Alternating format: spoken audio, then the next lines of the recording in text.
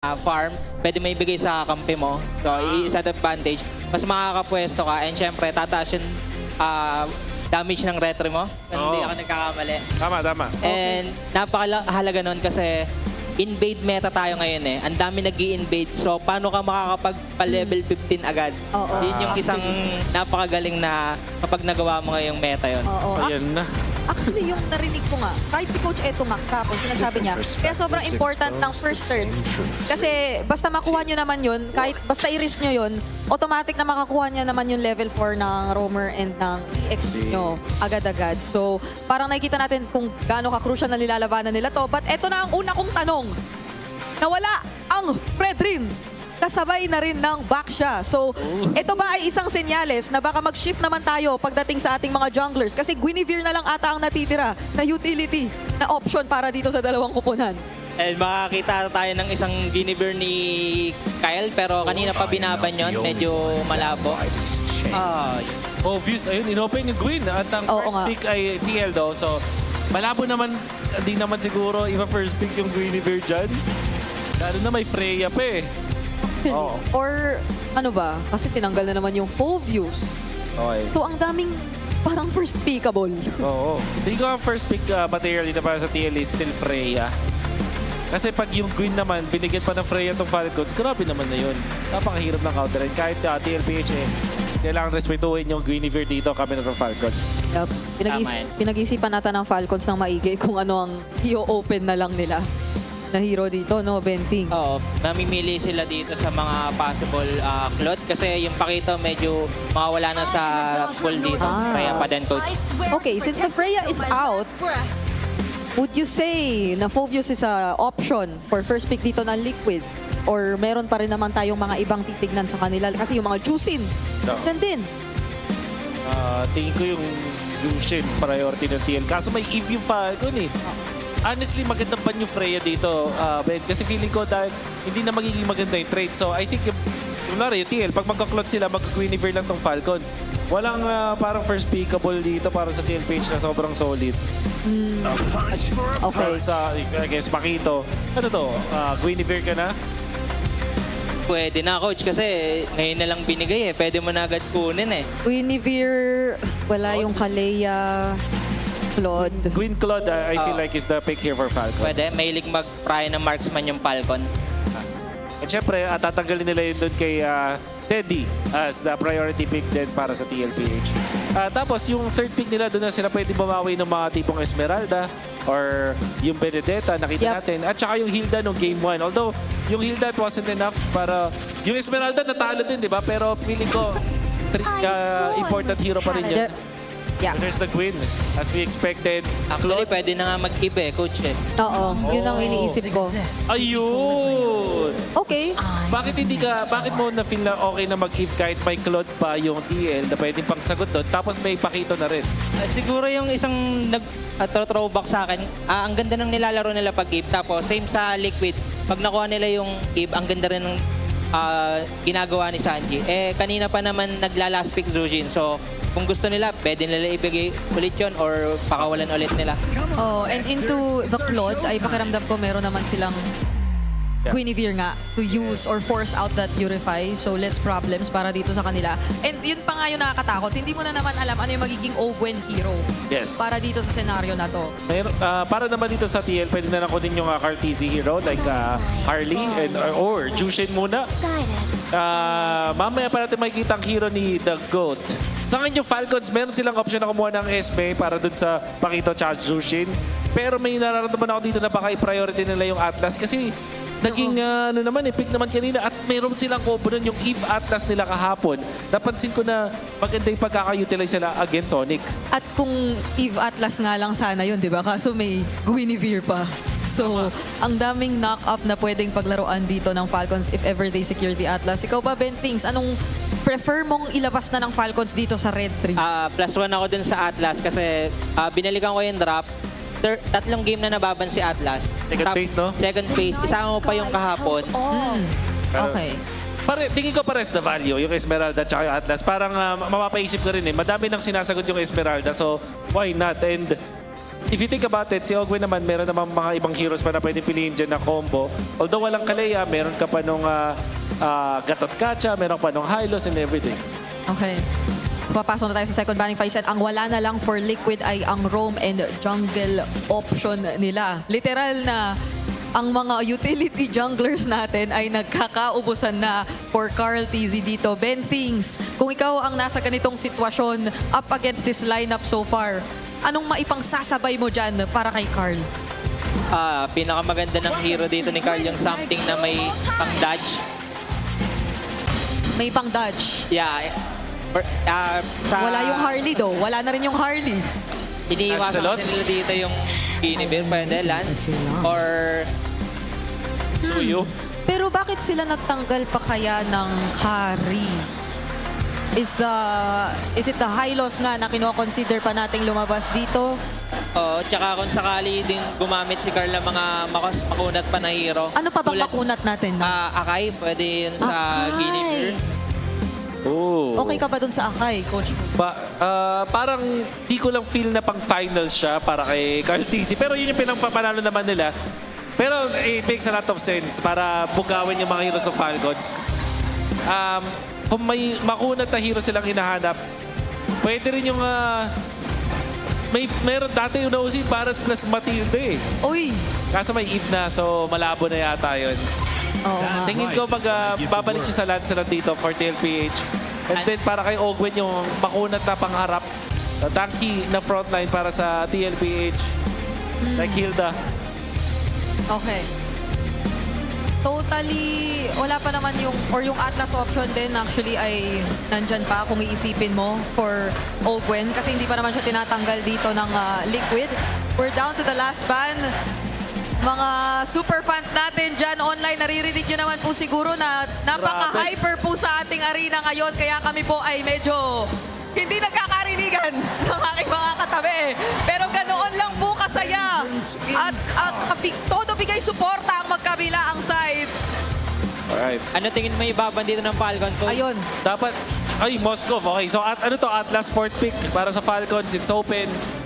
Second option siguro yung Gatot Kacha pero sobrang ganda na nung Atlas para hindi pa kunin ng Falcons eh. Yep. Pwede na muna si dito actually, coach, si Super Marco na yung fourth pick nila dito. Oo. Kailangan nila ng physical. So, Physical. kung babalikan natin Super Marco, yung hero niya ay si Obsidia, yung mga Obsidia, ginagamit niya.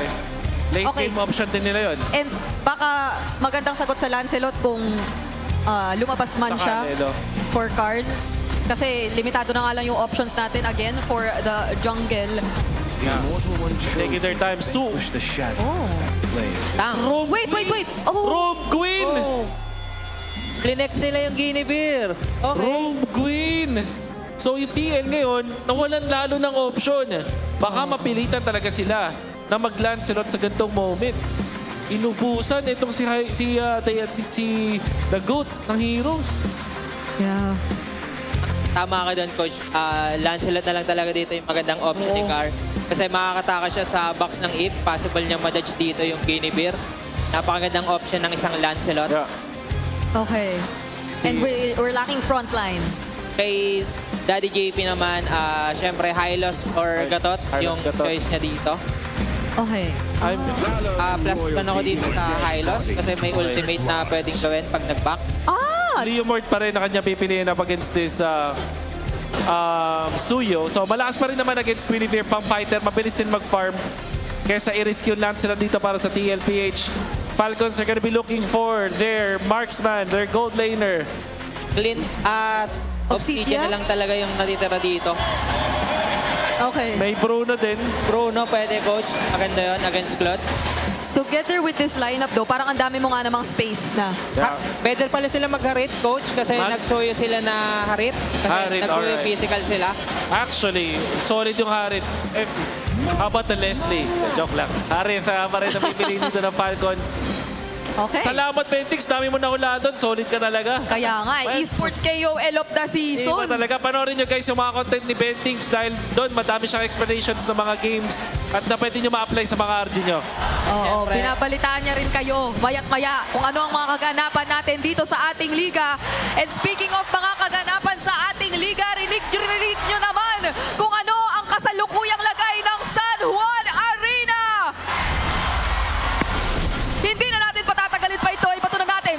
mga casters. At rinig na rinig naman talaga namin ang energy ng San Juan mula sa sigaw ng mga tao at pati na rin sa tambol ng mga communities na nakikita natin dito ay patuloy lamang ang aksyon ng ating Grand Finals as we head on to game number 5 of Team Falcons versus Team Liquid Philippines. Back-to-back wins ang ating natunghayan mula sa Team Liquid para simulan ang serye at back-to-back wins naman ang naging reply ng Falcons. Diba yan? Hanggang ngayon ay tabla pa rin ang scoring nito magkabilang kupunan na to. Dito natin makikita na dikitan lang talaga ang mga Titans eh. Oo, ayaw magpatalo talaga pare. Kaya sinasabi ko sa inyo, habang tumatagal itong series ito, lalong kinakabahan yung ibang regions na nanonood ngayon. And shout out of course sa mga guests natin from other regions watching live in San Juan. We hope you are enjoying the show and we hope that you tell the story of what you see here in San Juan sa mga kababayan yung pag-uwi nyo dyan. Dahil panigurado ay kakaiba yung mga kwento na mga dadala nyo. Ang ganda ng MLBB na to. Sobrang kakaiba, men. Feeling ko pag tumanda yung mga nanonood ngayon sa ibang region, ikakwento nila to sa mga apo nila. Alam mo, nung araw, itong horror story to alam mo, nung araw nanonood ako, MPL Philippines Season 17 Grand Finals. Nagtapat yung dalawang Titans. At inisip namin na dalawang teams na ito ay makikita namin sa Paris. Oo nga eh. Naglalaro pa kaya, ang tanong ko dyan, naglalaro pa kaya si Carl nun? Si Carl, ang lala ni Carl no? Carl, baka gusto mong mabigay ng stat board. O paano kaya kung umabot tayo sa punto na MPL Season 35 na tapos si Carl Tizzy ay siya ang unang jersey na i-retire dito sa taas. Ibababa, no? Iaangat. Ay, aangat. Alam mo, dapat talaga pre, yung logo, yung icon ng MLBB sa game, palitan ni. Lagyan na nila yung mukha ni Carl dun eh. Tapos ano, no, at that point, ilang sports car na nakaraan, ilang MSD na. And the same could be said, siguro, para kila Flap, kay Ogwen. Alam mo siguro at some point in time na tumagal na talaga ang MPL Philippines ay magkakaroon na ng museo ng mga napaka malalaking laban between these two teams. At ngayon babalik na po tayo sa Land of Dawn muli. Ito po ay Game 5 ng ating Grand Finals para sa Season 17. 2-2 na po ang ating score at dalawa pa ang kailangan ng pares sa kupunan para manado at maiuwi ang Immortal Cup para sa Season 17. Alam mo, ang pinaka-importante dito ay walang Fred rin na pinag-agawan ang Team Liquid at ang Falcons. Bagong atake ang ating makikita ngayon. RTZ with that Leo Mord. And si Kyle, feeling ko, kanina pa siya nangangati na kumuha din ng suyo eh. Yeah. Ang ano na to, bumalik na tayo sa S17 meta. Ayan na. Kanina, ano tayo eh, tumuthrowback tayo ng mga meta ngayon. Ito yung totoong S17 meta. May Pakito, may Suyo, may Leo Mord. Tapos Claude Harry na naghahari sa gold lane. Oo, parang ito rin yung mababalikan natin bilang, I think this was something na sobrang familiar tayo during M7 as well. Kasi parang ito yung laging nangyayari nung pinapanood natin ng Aurora. Pero mukhang magkakaroon na ng konting poke lamang dito sa mid lane. At wala pa naman tayo nakikita ng mga big invades mula sa pares na kupunan. Parang tindi ni Teddy ha. Kanina pa niya nakukuha yung gold grab gamit yung Art of Thievery nung Claude. Tulad na ng pag-usapan natin kanina, ang hirap nakawan ng isang harit ng gold grab, lalo na pinataas yung damage yan. Wow!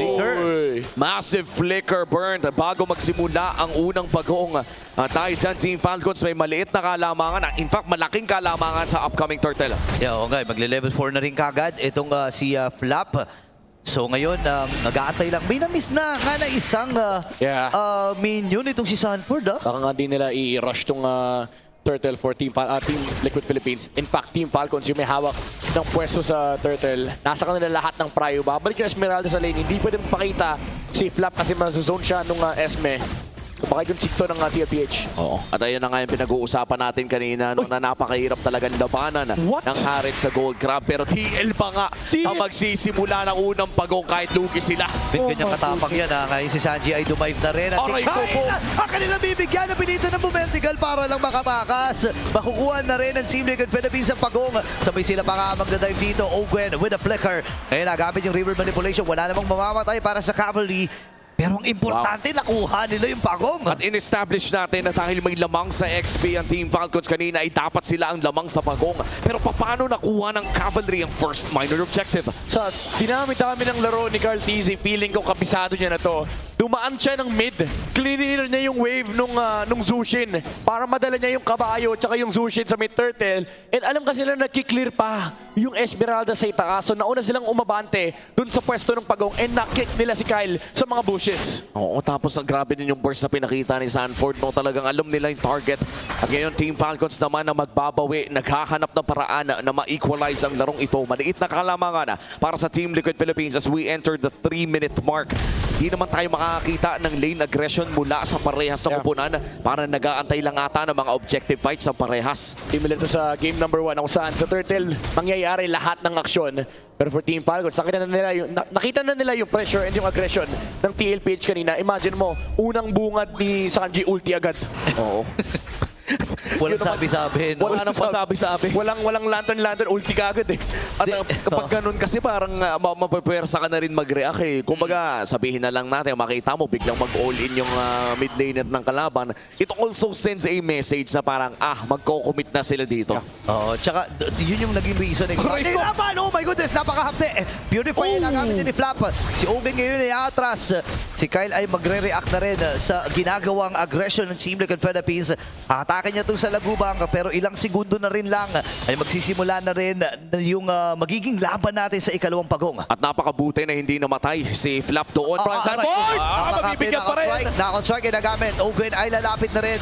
Buti na lang ay nandun itong si Sanji para mabugaw itong si Ogwen at babalik sila dito sa Pagong ha. Grabe yung turtle prayo ng TL, men. Hindi lang yung Pagong ang pinaglalaban nila, pati yung pwesto ng mga bush and umabante kasi. Yung ibang members dito ng Team Falcons, Sanford finds a punish pero naiba naman yung atensyon ng Team Falcons. Parang ang gusto nilang patabain ay yung Harit na lang. Kinonsit na nila yung mga neutral objectives. Sabi nila, importante na lang na patabain natin yung Harit kasi Suyo Harit naman sila. May paparating silang power spike. Once na matapos na yung mga items ng Suyo at pati na rin ng Harit. Oo, and kung tutuusin, kahit sabihin natin nabibigyan ng espasyo si Super Marco na makapag-farm, mukhang naging napakalaki ng lamang ni Teddy dito in terms of gold. 400 gold despite no actual trades in terms of kills. Saan ba nanggagaling yun? Purely gold crab lang ba? Kanina kasi yung turtle na nakadaan si Teddy doon sa may mid lane. So mas marami siyang wave na clear versus Super Marco. And meron din siyang nanakaw na dalawang crab if I'm not mistaken. Dalawang gold crab laban kay Super Marco. That's very big actually for the Cloud. Oo, parang plus 150 din yun. Almost 200 gold na nadagdag. Yep. Kaya naman ang Team Liquid Philippines ngayon ay lamang ng 1,000 kontra Team Falcons. Pero katulad ng sinabi ni Midnight, grabe na ang binibigay ng pagmamahal dito kay Super Marco dahil yan ang inaantay na power spike ng Team Falcons para makapalag. Kailangan nilang gawin yan eh. And makikita din natin na sobrang matiisin itong si Teddy. No? Kanina pa siya tinatahalaw. Naagaw na naman! Naagaw na naman yung gold crab, pre! Paano mo nagagawa yun? Oh my God, na-force pa yung Purify Flap! Okay, Falling Star mo na po, nauntog pa siya. Isasayaw niya lang ng panandalian. Oy, nakashield! Siya dito ni Sanji. Natawag na rin si Barbier. Papasukin na ni Carlito! Si Flap ay kikitilin na rin nila. Nakadalawa si Sanford. Okay na makakapatay din. Pero nandun yung Glory Spot. Hahabulin na rin si Haji. Flicker ay na-force na rin. Pero pupunta doon si Ogen. Poproteksyonan lang niya itong si Haji. Ang tanong ay makakatakas ba siya si Sanford? Ay nag-aabang din ang pagkakataon para makabuelo. At nandun yung kanyang mga jab. Pagka-time na rin dito si JP. Nagamit yung Revitalize. Oh my God! At eto na naman ang ginagawa ng Team Liquid Philippines. Na-online na naman ang Liquid Stampede. Sinundan na ni JP ang lahat ng mga targets at pinagsasapak ni Sanford. We're back to game number 1. Galit na si Sanford. Raging Sanford na yung nakikita natin. And si Carl TZ, tere-derecho. Yung lakad sa harap ni Flap tsaka ni Kyle. Tinanggal niyo pala yung mga TZ nyo, ha? And with that, ang uli Pagong ay hahawakan na ni Carl TZ at mukhang ibibigay na rin ito ng Team Falcons sa walang balak na mag-contest. Kaya naman all 3 turtles ay mapupunta sa kamay ng Team Liquid Philippines. That's a perfect turtle take para dito kay Carl at Team Liquid. Wala naman ata mauubutan pa kundi ang green cap. Kaya naman makakaagaw ang side ng Team Liquid Philippines. Pero lahat ng mga buffs ay makukuha pa rin ng Falcons. Tatlong miyembro ang nag-aabang dun sa itaas sa bahagi. Pero nandun yung Valtteri Kim habang sasama na rin dito si Sanji. Crimson Beagle ay nagamit. Pero hahabulin niya dito si Flap. Ang mabibit-bit ay itong si Owen. Pwede pa lumakas si Sanford! And Sansandu is doing it! Pero nandito yung pag-ipit. Sandwich play mula dito kay Carl TZ. Si Haji ngayon ay mabibigyan. Buhay pa ba siya? Hindi! Kasi makakabayo din siya dito ng Team Liquid Philippines at nakadalawa ng gold! At si Sanford ay nakakuha pa ng isa Super Marco, pipilitin niya sana na sumama pa. Kaya lang ang magiging problema, wala na siyang kaakibat pa doon sa itaas na bahagi at sasamantalahin ito ng TL. At katulad ng sinabi ni Midnight, para tayong pinalik sa game number 1. Team Liquid Philippines, tuwing may skill ay naghahanap ng makikitil. At mukhang nahanap nila ang Falcons ng isa-isa doon sa may bandang itaas. It comes down to the numbers game para sa TLPH and Sanford and Carl TZ. Kanina pa sila nagpapunish. Kanina pa magkasama yung Pakito tsaka Leomord. Pag-trick namin KDN nila pre. 7. Aray ko, Ogwen. Okay, Owen makaka-atras pero hindi ata makaka-atras. Si Flap dahil siya'y nabitbit din. Tuloy-tuloy lang ang pagkukuha dito ni Saji. River manipulation magagamit ni Haji. Ngayon, aatras na muna ang 5 kabalyero. At masayang-masaya sila sa mga nakuha nila. Masayang-masaya talaga ang Team Liquid Philippines dahil lamang na sila ng 7,000 kontra Team Falcons at masisilip natin sa ating Infinix in-game equipment. 6,000 gold ang hawak ni Sanford kumpara sa 3.7 dito ni Flap. Pare, parang ang kalaban ni Sanford tsaka ni Carl TZ yung isa't isa. Ayaw nilang magpahuli sa farm, ayaw magpahuli sa KDA. Kaso si Carl TZ umalakak ng konti.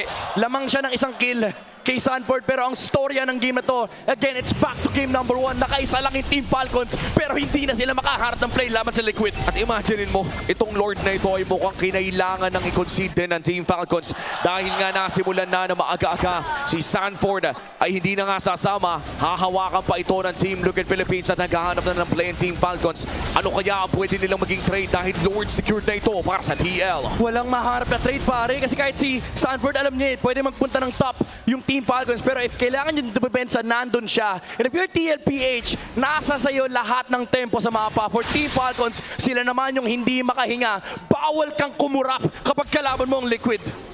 Yan o, si Teddy nga ay lumalapit-lapit. Ogwen! Okay, binibig lang Aray ko. sila. Itong si Obi Flicker. And na-force na rin kagad. Napakaaga nito.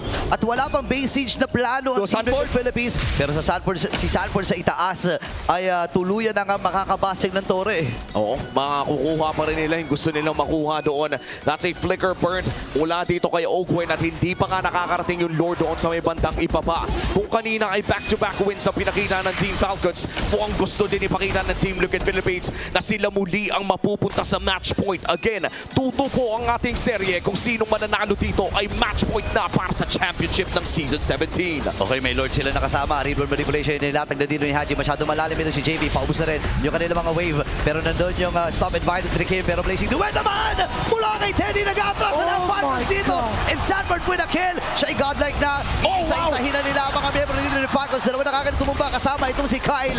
Susubukan ni Supermarket na madepensahan. Pero base lock na si Teddy. At ang buong kupunan ng Team Liquid Philippines. Pero maubusan ata sila ng mga wave dito. Meron pa naman sa itaas na bahagi. And nabula ang sinisigaw. May wave na nakapasok! At match point na ang Cavalry! Isa na lang ang kailangan ng Team Liquid Philippines para magawa ang hindi pa nagagawa. Ang 3-beat na hinanap ng dalawa na pwedeng makamit sa isa ng isa. One game from another record for the GOAT. A possible 3-beat for the Cavalry. Oh my goodness. History in the making na naman, San Juan. And we could see the energy coming in from the Cavalry all around. Kitang-kita sa mata ng mga sumusuporta sa Team Liquid Philippines na nararamdaman na nila ang paparating na historya.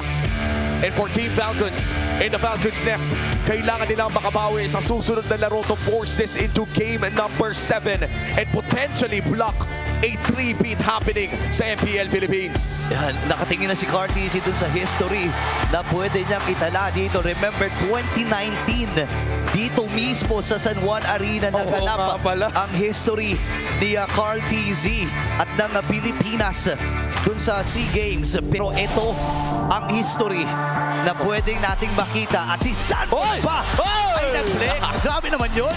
Grabe naman yan, kapatid.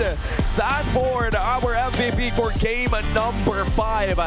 Another Pakito performance. Kanina ay nakakita na rin tayo ng Pakito na nag-MVP. Hawak ninyo ni Sanford. And this time around in game number 5, siya ulit ang magpapakitang gilas. I mean, it's the same story nung game number 1 na binuo dito ng Team Liquid Philippines na kung saan pinabagal na nila yung laro, nirespeto nila yung macro ng Team Falcons, pero nung nakuha na nila yung kanina nila mga power spike, nung pumasok na tayo sa timing, ng Team Liquid Philippines, hindi na naman nila pinahinga yung Team Falcons. Constant map play mula dito kay Sanford at pati na rin kay Sanji. Lagi sila naka-aware, lagi sila naka-ready na protektahan yung isa't isa and nabibigyan ng oportunidad si Carteezy na maging aggressive din sa game na to. Oo. Tsaka yung aggression talaga nila, yung may kakaiba din kasing pagbabantay. I think silent MVP para sa akin dito yung ginagawa ni Daddy JP at Yes. pati na rin ni Sanji. Anytime na nag-aasim dito si Carlos, si Sanford, may kasunod eh. Oo, kumbaga, na-enable nila yung isa't isa. Man, imagine mo sa last na clash na nangyari. Mamaya makikita natin yung sa instant replay. Again, same story.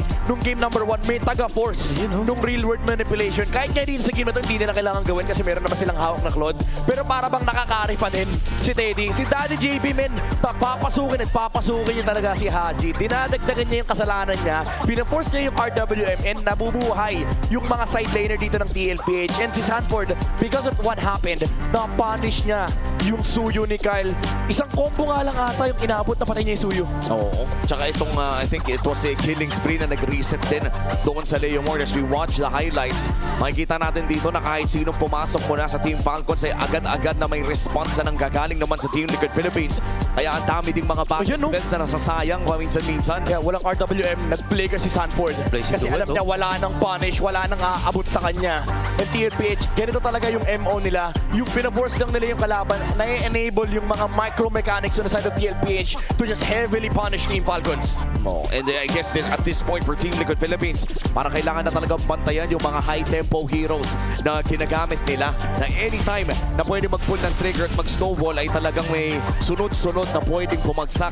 And that was one of the quickest games na mapapanood natin sa series ito. A 10-minute game para sa game number 5 kung saan na-achieve na nga ng Team Liquid Philippines itong match point for the championship. Men, isipin mo yun, napakalaki ng gold lead nila dito. Halos 12K ang kanilang naging gold lead.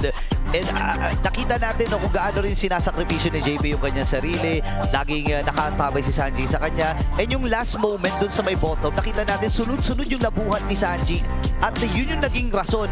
Kaya nahirapan din ang Falcons na umiwas eh. Kasi pag binuhat niya, hindi niya kagad binababa. Bubuhatin lang niya ng ilang segundo. Tapos hayaan na lang niya nang bumaba, di ba? Yung utility talaga for TLPH, sobrang importante. Every second counts para sa kanila. As long as nade-delay nila yung ibang members dito ng Team Falcons, napoprovide nila yung enough utility for the other members to be able to make a play. Yun yung nagiging outcome na kung saan parang ang daming available na plays for Team Liquid Philippines. Samantalang for Team Falcons, hihintayin mo lang talaga magkamali yung Liquid. Oo, and parang ito naririnig mo pa rin talaga yung kinokol nila na dapat perfect game to. Na dapat hindi sila magkamali. Nararamdaman mo sa galaw nila na agresibo man ay kalkulado talaga ang kanilang ginagawa. Looking at our item progression, napaka-interesting din para sa akin kung saan bukod sa standard yung mga gold laners natin dito, tinapos na talaga ni Sanford yung Hunter Strike. Pero rumekta siya ng Queen Swing Spray, hindi yung double damage agad. Yeah. Alam niya kasi na kaya siyang patayin, especially with the damage profile ng Team Falcons. Ang kailangan mong isipin dito, yung pag-build ni Sanford ng kanyang itemization is once makontrol siya nung Queen, kaya siyang patayin. And dahil sa Queen Swings, yun yung nagligtas sa kanya sa top lane. Na hinabol ng Liquid yung dalawang TZ Brothers. Ito yung sinasabi ko kanina na parang na-open up yung laro dahil sa kanilang mga decision making. Tsaka nakakataba kasi ng shield na nanggagaling sa first skill ng Pakito. Tapos kung may mabawasan ka pa, may kasama pang spell vamp, yung Queen Swings na yan. Kaya naman napakatalino talaga ng ginawa ng Team Liquid Philippines dito.